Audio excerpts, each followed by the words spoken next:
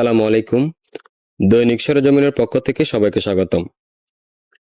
চাকরি নয়, উদ্যোক্তা হও, এই প্রবাদ বাস্তবায়ন করার লক্ষ্যে পূর্ব বড়বেলা ইউনিয়নের মোহাম্মদ বেলাল উদ্দিন প্রবাসী পূর্ব বড়বেলা ইউনিয়নের একটি খামার বাড়ি স্থাপন করেন।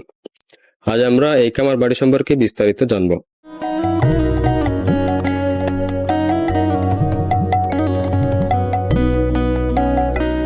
এটা চকরিয়া উপজেলার পূর্ব বড় ভেওলা ইউনিয়নের এক মনোরম পরিবেশে অবস্থিত মোহাম্মদ বেলাল উদ্দিনের ডেইরি ফার্ম। প্রকৃতির অপূর্ব সৌন্দর্যে ঘেরা এই ফার্মটি প্রায় ৩৫ একর জমিতে বিস্তৃত।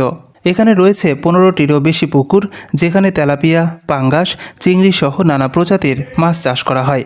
পাশাপাশি আধুনিক প্রযুক্তির মাধ্যমে এখানে পালন করা হচ্ছে বিভিন্ন জাতের গরু, ছাগল ও মহিষ।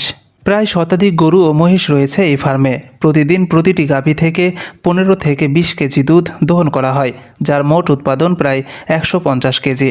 এছাড়াও এখানে চাষ করা হচ্ছে নানা ধরনের রঙিন সবজি, মরিচ, টমেটো, বেগুন ইত্যাদি, যা ফার্মের মিশ্র চাষাবাদের অংশ।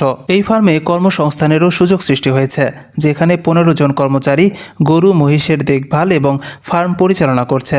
গরু মহিষের খাবারের তুলনায় সবুজ ঘাসও চাষ করা হচ্ছে এখানে রোপিত হয়েছে নানা প্রজাতির বৃক্ষ, নারকেল, সুপারি, সেগুন সহ হরেক প্রজাতির গাছ, যা পরিবেশের সৌন্দর্য আরও বাড়িয়ে তুলেছে।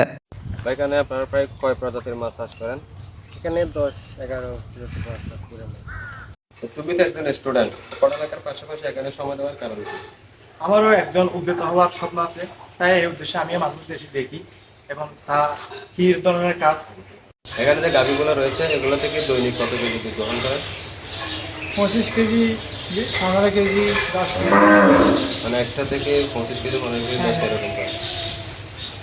এভাবে মোহাম্মদ বেলাল উদ্দিনের ফার্মটি শুধু নিজের সফলতা অর্জন করেনি, বরং এই প্রকল্পের মাধ্যমে স্থানীয় জনগণের জন্য কর্মসংস্থানও সৃষ্টি করেছে। এই ধরনের উদ্যোগ দেশের কৃষি খাতকে আরও শক্তিশালী করে তুলবে, এমনটাই মনে করেন ফার্মের মালিক।